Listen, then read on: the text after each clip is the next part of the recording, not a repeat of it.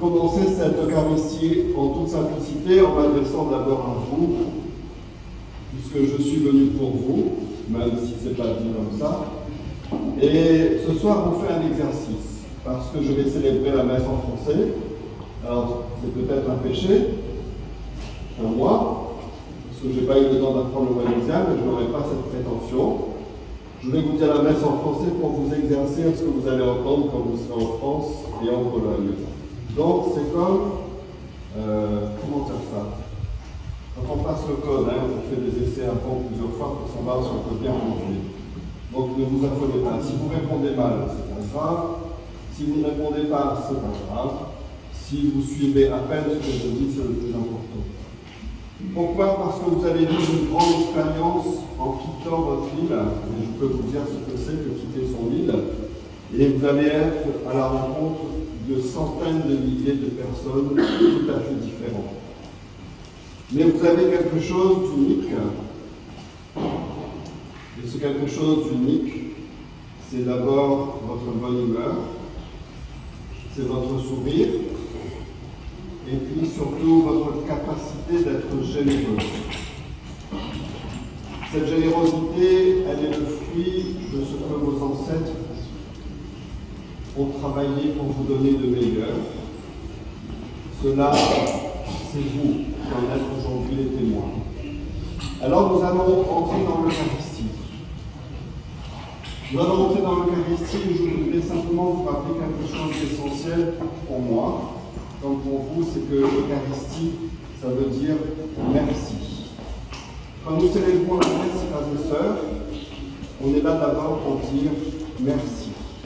Et je voudrais ce soir, puisque nous sommes dans une situation un peu particulière, puisque moi je vais partir, vous allez partir, que nous donnions au Seigneur tous les motifs pour lesquels on peut dire merci. Merci pour ce voyage que vous allez faire. Merci pour tous les travaux et toutes les répétitions que vous avez pu faire. Tous ces psaumes que vous avez pu apprendre sur des tons, des demi-tons et tout ce que ça veut dire. Toutes ces répétitions, tout ça c'est un travail. Merci aussi pour tout ce que nous avons dans le cœur. Et tous, dans notre cœur, nous portons des merci, mais quelquefois des révoltes, quelquefois des peurs, quelquefois des douleurs. Mais tout cela, on peut le présenter au Seigneur. C'est cela, avoir confiance. Quand Jésus nous accueille, frères et sœurs, il nous connaît mieux que nous-mêmes et il nous accueille tels que nous sommes. Je vais trahir un secret. Un secret de sacristie. Vous savez, dans la sacristie, les patérés, ils parlent beaucoup. Ne croyez pas que la sacristie, c'est un lieu de silence. Et tout à l'heure, j'ai dit quelque chose à laquelle je crois vraiment et qui est très important pour moi.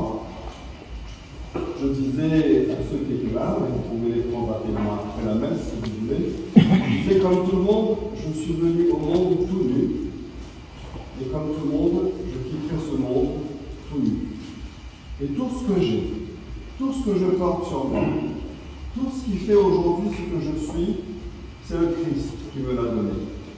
C'est le Christ qui l'a donné par mes parents, par mes amis, par mes professeurs, par tous ceux qui m'ont entouré et qui m'ont aidé à devenir ce que je suis.